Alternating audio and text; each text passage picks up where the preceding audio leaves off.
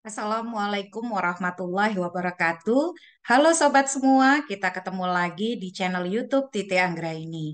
Nah, dalam kesempatan kali ini saya akan kembali mengulas soal beberapa hal berkaitan dengan kepemiluan, khususnya menjelang pemilu 2024 terkait dengan metode konversi suara menjadi kursi.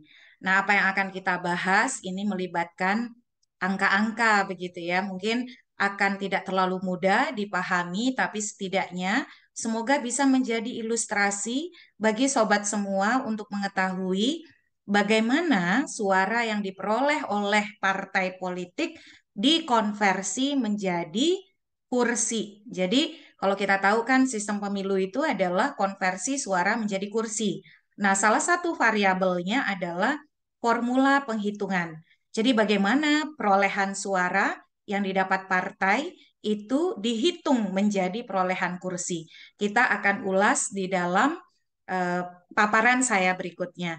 Jadi nanti kalau ada kesulitan silakan share di kolom komen. Mudah-mudahan kita bisa bahas bersama sehingga nanti sobat semua lebih bisa memahami bagaimana metode konversi suara menjadi kursi dilakukan pada pemilu kita yang akan datang. Nah, ini di layar teman-teman sudah melihat ya kira-kira cakupan bahasan yang akan saya ulas di dalam video kali ini, memahami metode penghitungan kursi di Pfizer-Sainte-Lagu. Nah, sobat semua, jadi kalau kita boleh eh, rangkum sedikit ya, pemilihan umum untuk memilih anggota DPR, DPD, dan juga DPRD provinsi, kabupaten kota, serta presiden wakil presiden itu sudah diputuskan oleh Komisi Pemilihan Umum dalam peraturan KPU nomor 3 tahun 2022 tentang tahapan dan jadwal pemilu akan diselenggarakan pada tanggal 14 Februari 2024 yaitu hari Rabu. Nah, kita akan memilih presiden dan wakil presiden untuk periode 2024 sampai dengan 2029, di mana calon terpilih itu akan diambil sumpah janjinya pada tanggal 20 Oktober tahun 2024 dalam siklus Konvensi Ketatanegaraan kita terkait masa jabatan 5 tahun setiap periodenya dari Presiden dan Wakil Presiden Republik Indonesia. Selain itu, berdasarkan peraturan KPU nomor 6 tahun 2023 yang mengatur soal daerah pemilihan dan alokasi kursi untuk pemilu DPR, DPRD provinsi, dan DPRD kabupaten kota, kita akan memilih anggota legislatif yang terdiri dari calon anggota DPRD RI sebanyak 152 orang. Maksudnya, kita akan memilih anggota DPD RI yang nanti yang terpilih sebanyak 152 orang. Jadi ada 152 kursi yang diperebutkan mewakili 38 provinsi di seluruh wilayah Indonesia. Lalu untuk DPR RI sebanyak 580 kursi yang akan diperebutkan yang terdistribusi di 84 daerah pemilihan. Kemudian DPRD di 38 provinsi sebanyak 2.372 kursi yang akan diperebutkan atau nanti akan ada 2.372 caleg DPRD provinsi terpilih. Dan yang berikut DPRD di 508 kabupaten kota sebanyak 17.510 orang atau pengisian 17.510 kursi DPRD kabupaten kota di seluruh wilayah Indonesia. Mengapa di sini hanya 508 kabupaten kota? Padahal jumlah kabupaten kotanya ada 514. Oh, ternyata karena di DKI Jakarta, DPRD kabupaten kotanya tidak ada. Jadi hanya ada DPRD di tingkat provinsi untuk DKI Jakarta. Nah, kita lanjut ya. Jadi sobat semua, kalau kita mengenal soal metode konversi suara menjadi kursi, kan sistem pemilu itu ada dua kelompok besar ya. Yang pertama pluralitas mayoritas, yang kedua adalah proporsional. Nah, memang pluralitas mayoritas ini diterjemahkan secara kurang tepat di dalam praktik kepemiluan Indonesia sebagai sistem distrik. Padahal yang sesungguhnya itu adalah sistem pluralitas mayoritas. Yang kedua adalah sistem proporsional. Tentu selain dua sistem ini juga ada sistem campuran dan juga lain-lain ya.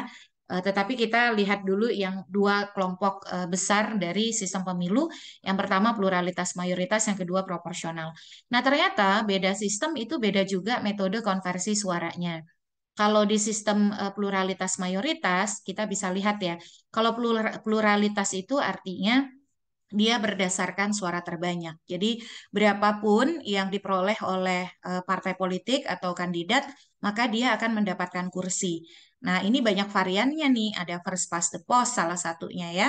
Nah, first past the post itu seperti terjadi di Amerika Serikat, pemilu Amerika Serikat. Jadi the winner takes all ya, pemenang yang memperoleh suara terbanyak itu mendapatkan kursi begitu atau mendapatkan semua kursi. Ini disebut dengan pluralitas atau suara terbanyak. Nah, yang kedua adalah metode penentuan perolehan kursi, konversi suara menjadi kursi menggunakan suara mayoritas mutlak. Jadi, dia harus mendapatkan 50% plus satu, baru dia bisa mendapatkan kursi.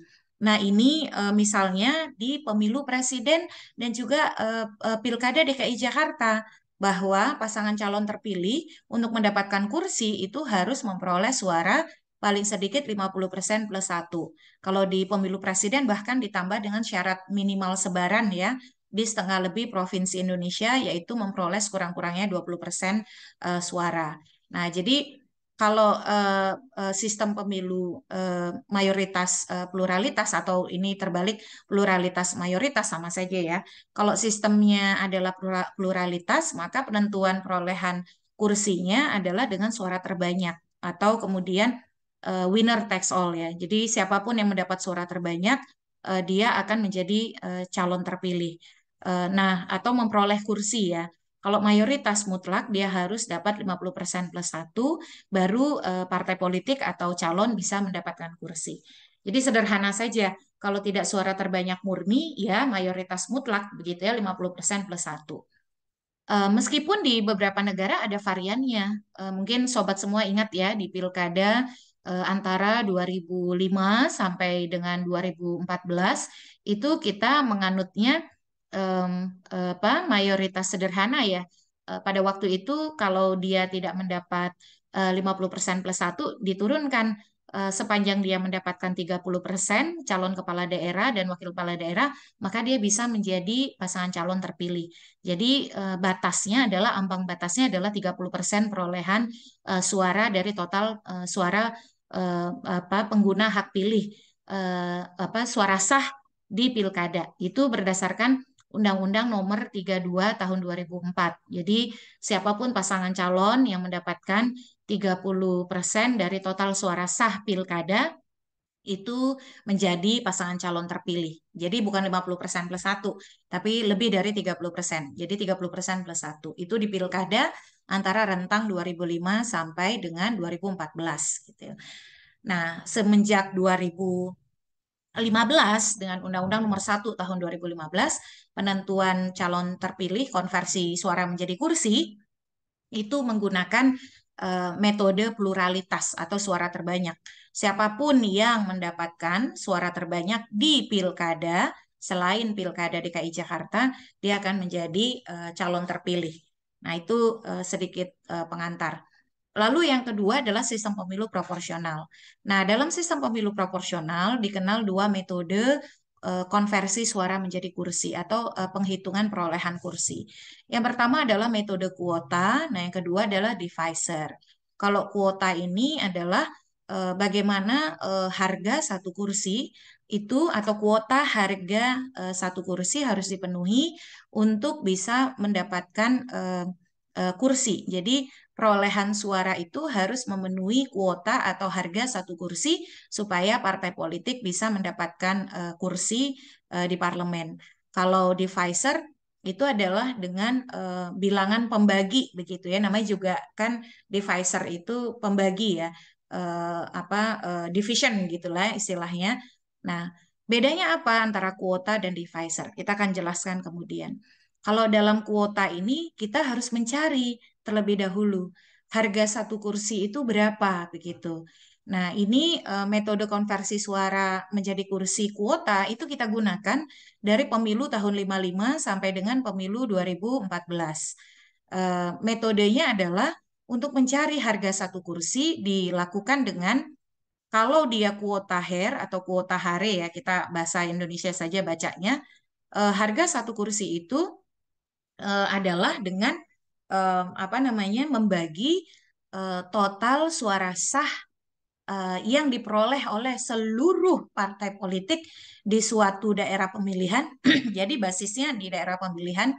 Jadi membagi total suara sah dari semua partai politik yang ada di dapil dengan apa jadi membagi total suara sah perolehan semua partai politik di dapil dengan jumlah kursi yang diperebutkan di dapil tersebut.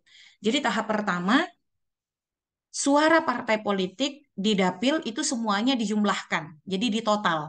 Kalau di dapil itu ada 16 partai, berarti suara 16 partai ini semua di total. Lalu total suara partai politik di dapil ini, total semua suara partai politik di dapil ini dibagi dengan total kursi yang diperebutkan. Jadi kalau kursi yang diperebutkannya itu ada 8, maka total perolehan suara sah seluruh partai politik di dapil dibagi dengan angka 8. Itulah akan didapat dengan kuota harga satu kursi di dapil tersebut. Jadi di setiap dapil berbeda kuota harga satu kursinya. Dulu istilahnya disebut dengan bilangan pembagi pemilih atau BPP. Nah, bedanya kuota HER atau kuota HARE dengan kuota drop itu apa? Nah, kalau di kuota drop, kalau di kuota HER tadi pembaginya itu adalah total jumlah kursi yang diperebutkan di dapil ya. Nah, kalau kuota drop itu pembaginya adalah total jumlah kursi yang ada di dapil ditambah dengan angka satu. Jadi ada penambahan angka satu di bilangan pembaginya. Itu kalau kuota drop. Nah, bagaimana kalau dengan divisor? Nah, divisor ini ada 3 macam. Ada divisor Dehon, ada divisor Sainte-Lagu atau Sanlech gitu ya. Kita bacanya gampang saja ya, Sainte-Lagu. Dan yang ketiga divisor Sainte-Lagu modifikasi. Nah, kita akan lihat bedanya apa nanti di slide yang berikutnya. Untuk metode penghitungan kuota harga satu kursi ya, nanti teman-teman bisa browsing saja. Ini relatif lebih mudah dibandingkan divisor karena untuk mencari harga satu kursi yang bisa didapat oleh partai politik itu relatif rumusnya sederhana. Menjumlahkan perolehan suara sah seluruh partai politik di dapil dibagi dengan jumlah kursi yang diperebutkan di dapil. Jadi kalau misalnya seluruh suara sah yang didapat oleh partai politik di dapil itu totalnya ada 100.000, lalu kursi yang ada di dapil itu misalnya diperebutkan adalah 10, maka 100.000 dibagi 10 artinya harga satu kursi itu adalah 10.000. Jadi partai politik akan mendapatkan kursi kalau dia memperoleh minimal suara di pemilu sebesar 10.000. Nah, jadi nanti itu metodenya ya. Eh, Setelah itu dia akan diikuti juga ada misalnya pembagian sisa kursi berdasarkan sisa suara atau largest remainder ya apa dari metode ini. Tapi nanti itu bisa dipelajari tersendiri. Nah, kita akan membahas sekarang metode Sainte-Lagu atau Sanlech ya. Jadi metode Sainte-Lagu itu diperkenalkan pertama kali melalui keberadaan pasal 415 Undang-Undang Nomor 7 Tahun 2017 tentang Pemilihan Umum. Artinya metode ini penghitungan perolehan kursi menggunakan Sainte-Lagu atau Sanlech ini pertama kali dipraktikkan pada pemilu 2019. Jadi bisa dibayangkan sobat semua, sejak 55 sampai 2014 kita menggunakan kuota. Nah, di 2019 kita mengubahnya menjadi metode divisor Sainte-Lagu. Jadi kalau di pasal 415 ayat 2 itu pengaturan untuk pemilu DPR, di pasal 415 ayat 3 itu pengaturan untuk pemilu DPRD. Nah, apa sih definisi dari metode penghitungan perolehan kursi Sainte-Lagu? Jadi, sebagaimana diatur di pasal 415 ayat 2 dan ayat 3, kalau untuk DPR, itu adalah penghitungan perolehan kursi DPR di mana dilakukan dengan cara suara sah setiap partai politik yang memenuhi ambang batas perolehan suara sebesar 4%. Jadi suara sah setiap partai politik. Jadi dihitung dulu ya.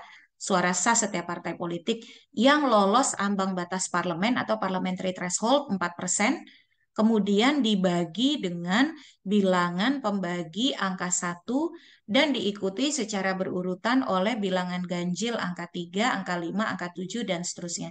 Jadi pokoknya kalau di kuota itu pembaginya adalah jumlah kursi yang diperebutkan di dapil, kalau di Pfizer Saintelagu itu pembaginya adalah yang dihitung itu per partai politik dan angka pembaginya adalah bilangan ganjil, dimulai dari angka 1 secara berurutan dan seterusnya, angka 3, angka 5, angka 7, dan seterusnya. Kalau untuk DPR berarti hanya dihitung terhadap partai politik yang lolos ambang batas parlemen 4%. Kalau untuk DPRD, semua partai politik diikutkan di dalam penghitungan karena di DPRD ingat tidak ada ambang batas parlemen, gitu ya. Jadi ini ringkasnya. Jumlah perolehan suara sah setiap parpol itu adalah hasil dari penjumlahan dari yang mencoblos tanda gambar partai dengan yang mencoblos caleg. Dijumlahkan, itulah perolehan suara sah partai politik. Setelah mendapatkan perolehan suara sah partai politik, lalu kemudian perolehan suara sah partai politik tersebut dibagi dengan bilangan ganjil secara berturut-turut. Yang pertama dibagi dengan angka 1, yang berikutnya dibagi dengan angka 3. Jadi kalau misalnya partai politik dapat 100.000 begitu ya, pertama kali 100.000 itu dibagi dengan angka 1. Lalu 100.000 itu dibagi dengan angka 3. Lalu kemudian 100.000 itu dibagi dengan angka 5. Kemudian 100.000 itu dibagi dengan angka 7. Dan seterusnya.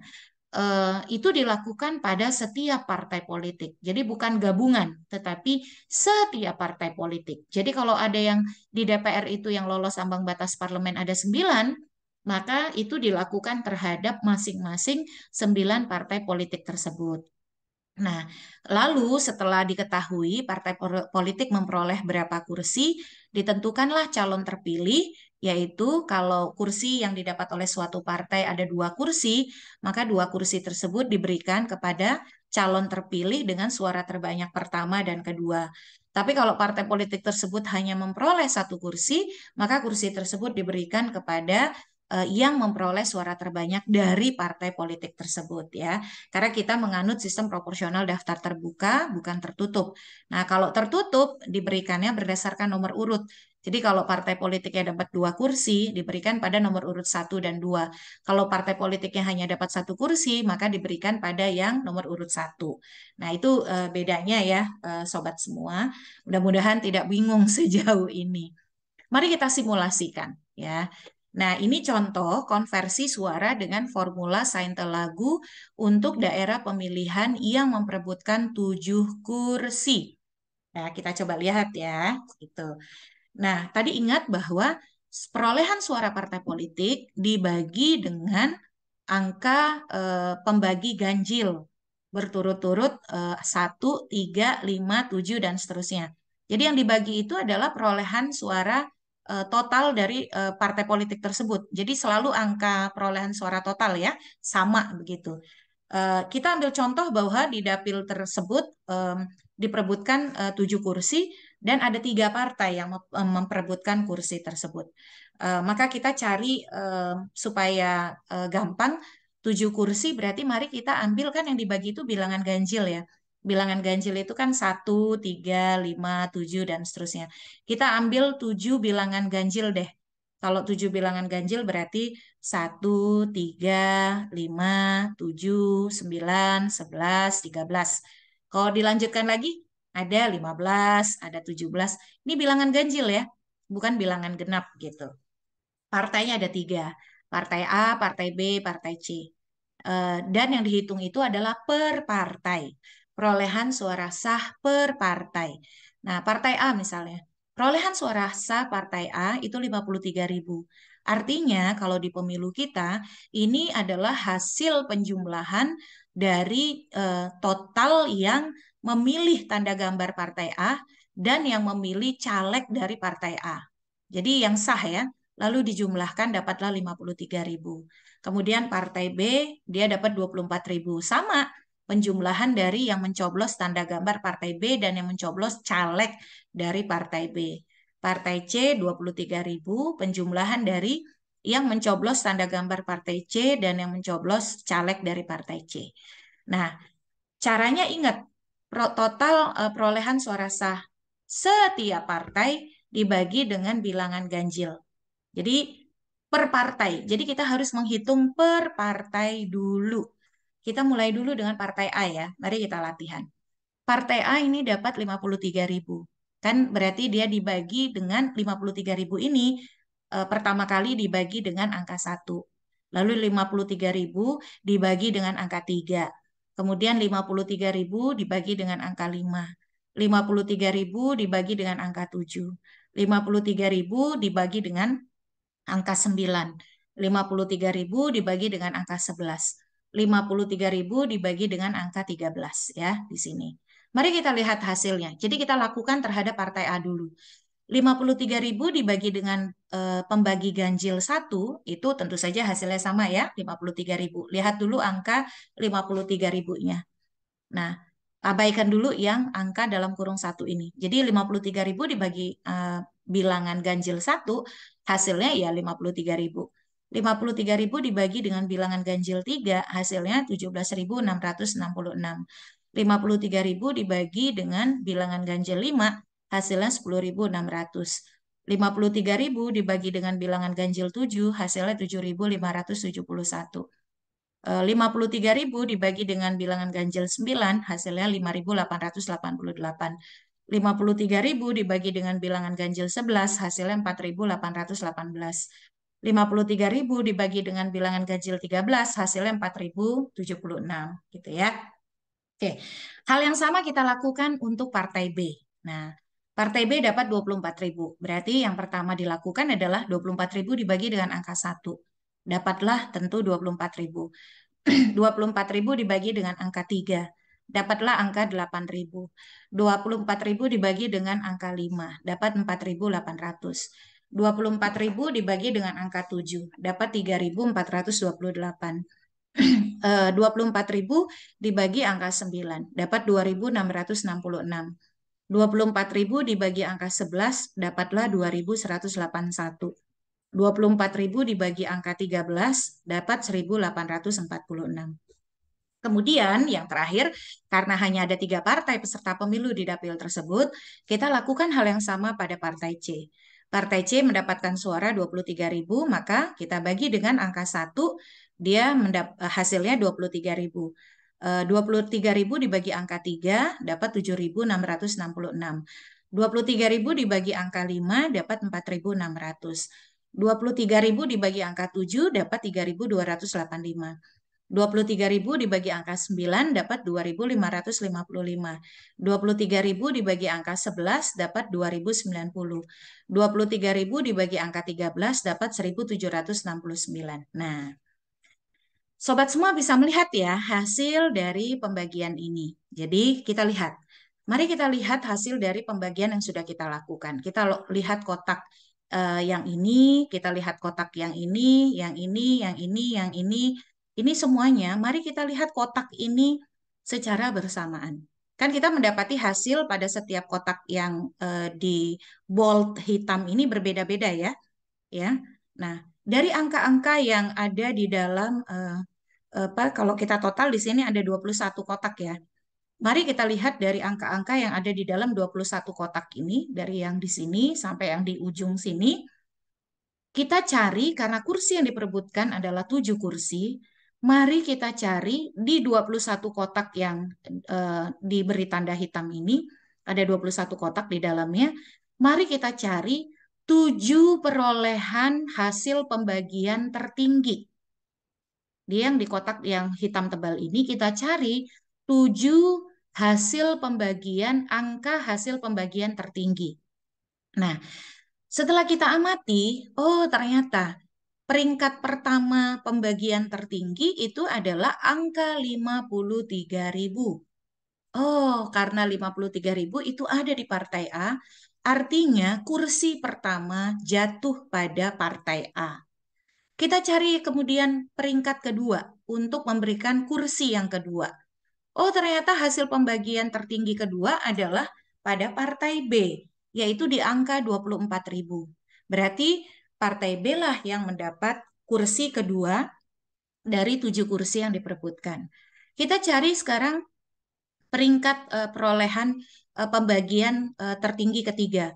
Oh, ternyata ada di partai C. Berarti partai C mendapatkan kursi yang ketiga dari 7 kursi. Kita cari yang pembagian tertinggi peringkat 4. Oh, ternyata kembali di partai A. Nah, partai A karena dia mendapatkan 17.666. Oh, berarti dia akan mendapatkan kursi yang keempat. Kita cari hasil pembagian tertinggi peringkat kelima. Nah, ternyata ada di partai A lagi, di angka pembagian 10.600. Berarti dia yang akan menjadi yang mendapatkan kursi yang kelima dari 7 kursi di dapil. Sekarang kita cari peringkat yang keenam. Oh, ternyata ada di angka 8.000 di partai B. Berarti partai B akan mendapatkan kursi keenam dari 7 kursi yang diperebutkan di dapil. Nah, sekarang kita cari dari 21 kotak ini perolehan suara tertinggi yang ketujuh. Oh, ternyata didapat oleh partai C di angka 7.666. Artinya partai C lah yang akan mendapatkan kursi ketujuh dari total 7 kursi yang ada di dapil.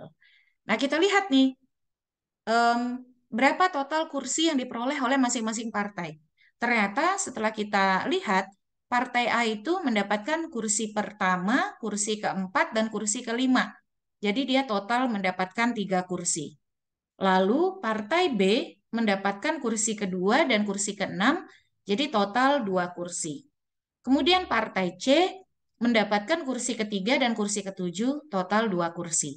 Nah, dari 7 kursi yang ada di dapil, maka distribusinya partai A mendapatkan 3 kursi, partai B mendapatkan 2 kursi, dan partai C mendapatkan 2 kursi. Dalam sistem pemilu kita, proporsional daftar terbuka, kepada siapakah 3 kursi partai A akan diberikan? Jawabannya akan diberikan kepada caleg yang berasal dari partai tersebut yang memperoleh suara terbanyak pertama, kedua, dan ketiga. Nah, untuk partai B akan diberikan kepada caleg yang memperoleh suara terbanyak pertama dan kedua dari partai B. Dan yang ketiga, itu untuk partai C, dari 2 kursi yang diperoleh akan diberikan kepada caleg dari partai C yang memperoleh suara terbanyak pertama dan kedua. Nah, jadi itulah sobat semua bagaimana perolehan suara partai dikonversi menjadi kursi dalam pemilu DPR dan DPRD kita berdasarkan Undang-Undang Nomor 7 Tahun 2017 tentang Pemilihan Umum. Mohon maaf kalau intronya agak panjang, mudah-mudahan penjelasan dalam video kali ini bisa membantu sobat semua di dalam memahami bagaimana metode penghitungan perolehan kursi dengan menggunakan divisor Saintelagu atau Sanlek sebagaimana diatur di dalam pasal 415 Undang-Undang Nomor 7 Tahun 2017. Sampai jumpa di dalam vlog berikutnya, semoga bermanfaat. Saya tunggu saran dan komennya atau kalau ada kesulitan untuk disampaikan di kolom komentar. Terima kasih, sampai jumpa, jaga kesehatan selalu. Wassalamualaikum warahmatullahi wabarakatuh.